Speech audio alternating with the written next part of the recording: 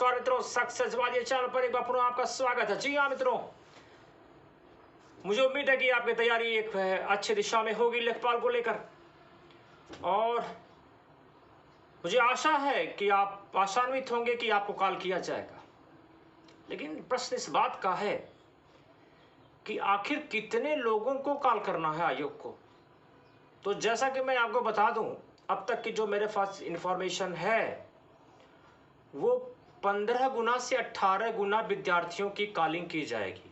जी हाँ मित्रों, अब प्रश्न उठता है कि अगर 15 से 18 गुना लोगों को कॉल किया जाता है लेखपाल एग्जाम के लिए, तो ऐसे संभावित कट ऑफ क्या होंगे जिसको कॉल किया जाएगा। उसी पर हम लोग एक रिसर्च के थ्रू आए हैं। उम्मीद है कि आप लोगों को समझ में आएगा। हमारे पास टोटल सीट अप्रॉक्स है 8000, जिसे बढ़ने का चांस है, बढ़ जाएगा इस सीट। और हम लोग मान के चल रहे हैं कि मात्र 15 गुना अगर बुलाया जाता है, तो 15 गुना बुलाने का मतलब 15 बट्टा 120, 1,20,000 स्टूडेंट्स को कॉल किया जाएगा। यह स्थिति तब बनती है जब वो 15 गुना लोगों को बुलाते हैं और बोलते हैं कि हम, यानी कि तब छटैया कहाँ से होगी, छटैया ऊपर से होगी 15 गुना पे। तो इस 1,20,000 जो स्टूडेंट है, हम इनको दो पार्ट में बांट दें, एक रिजर्व स्टूडेंट, एक अनरिजर्व स्टूडेंट। अब हम रिजर्व स्टूडेंट के बारे में चर्चा करें तो हम देखते हैं ईडब्ल्यूएस है, ओबीसी है, एससी एसटी है, महिला है, स्वतंत्रता सेनानी है, हैंडीकैप है, भूतपूर्व सैनिक है इत्यादि।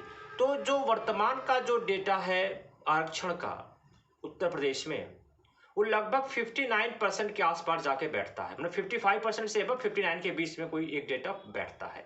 यानी कि रिजर्व और अनरिजर्व कैंडिडेट को अलग करने से तो हमारे पास जो रिजर्व यानी आरक्षित सीट है, आरक्षित स्टूडेंट है, वो 70,800 है।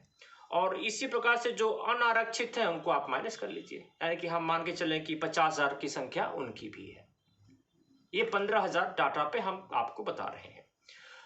अब प्रश्न उठता है कि अगर इतने स्टूडेंट्स को बुलाया जाए तो 70,800 को हम किनारे करते हैं। इसमें से ईडब्ल्यूएस को बुलाना है, ओबीसी को बुलाना है, एससी एसटी को बुलाना है, सबको बुलाना है।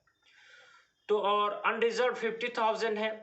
तो जो परसेंटाइल है, जिनको अनरिजर्व कैंडिडेट को जो है उनको बुलाया जाएगा, तो वो कम से कम मान के चले 85 से 90 का परसेंटाइल है, उससे ज़्यादा नहीं बनेगा। ये 85, 90, 80 ऐसे परसेंटाइल बनेगा जो अनरिजर्व कैंडिडेट है। आपको हंसा पता लग रहा होगा, लेकिन जब बुलाया जाएगा तो मेरी ही बात सही होगी। 85 से 90 परसेंटाइल, जो परसेंटाइल की बात है, 85 और 90 परसेंटाइल का मतलब होता है कि 66 नंबर। अगर आपके मार्क्स होंगे 65, 66, 64, यही मार्क्स का, जो मैं शुरू से चिल्ला रहा हूं गला फाड़ के। लड़ाई ईडब्ल्यूएस में होगी, क्योंकि विगत कुछ ऐसे रिजल्ट आए हैं जिसमें ईडब्ल्यूएस की मेरिट हाई चली जा रही है। क्योंकि यहां पर क्यों हाई जा रही है, क्योंकि इस 70,800 में से 12,000 लोग ईडब्ल्यूएस के होंगे। 12,000 लोग किसके होंगे, 10% होंगे ईडब्ल्यूएस के होंगे। यहां पर लड़ाई जो रहेगी, 1-2 पॉइंट अंतर होके रहेगा अनरिजर्व कैंडिडेट से। यानी कि हो सकता है कि ये हाई भी चली जाएगी, तो आपको आश्चर्य नहीं करना है, लेकिन मैं ऐसा मानता हूं कि हाई नहीं जाएगी। इसका मुख्य कारण ये है कि जब भी फाइनल सिलेक्शन होता है तो आरक्षित वर्ग को अनरिजर्व से थोड़ी सी कम सीट दी जाती है, तो थोड़े से कम मार्क्स प्रदान किए जाते हैं, मतलब कि आपको आपकी मेरिट थोड़ी कम की जाएगी। ठीक, तो अगर 85 से 90 का कोटा है अनरिजर्व का, तो ईडब्ल्यूएस का जो कोटा है वो 84 से 88 नंबर का होगा। ऐसा नहीं कि बहुत सारा अंतर चला जाएगा, 10-5 परसेंटाइल्स का अंतर जाएगा, ऐसा नहीं होगा। 84 से 28 का। ओबीसी और नॉन रिजर्व कैंडिडेट में हमेशा बहुत ज्यादा अंतर नहीं रहा है। ओबीसी, फिर से सुन लीजिएगा, ओबीसी और अनरिजर्व कैंडिडेट में हमेशा बहुत ज्यादा अंतर नहीं रहा है। मेरे ख्याल से अगर 85-90 अनरिजर्व का जाता है तो ओबीसी का 78 से 84 के आसपास जाएगा। 78 to 84 जिनके मार्क्स परसेंटाइल हैं, वो अपने आप को सेफ जोन में रखें, उनको मेंस के लिए कॉल किया जाएगा। एससी एसटी का कम जाएगा। एससी एसटी का 75 नंबर मेरे ख्याल से जाना चाहिए, 70-75 परसेंटाइल। 70 से 75 का परसेंटाइल SC/ST का होगा। 70 से 75 का परसेंटाइल SC/ST का होगा, ऐसा मेरा मानना है और यही सत्य होगा। आप लोग तैयारी किए रहें। जो सबसे कम मेरिट जाएगी वो भूतपूर्व सैनिकों की होगी।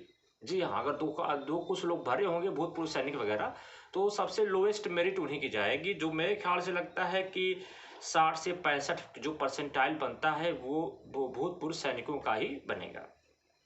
महिलाओं का भी 80 से 82 का परसेंटाइल अगर उनका है तो आपको सेफ जोन में समझें, उनको कॉलिंग होगा।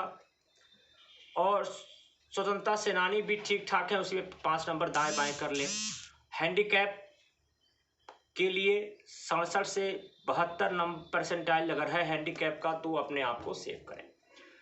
अब प्रश्न उठता है कि हमें फाइनल सिलेक्शन कैसे पाना है। अगली वीडियो आप देखें, सिलेक्शन आपका होगा। नमस्कार, वंदे मातरम, भारत माता की जय।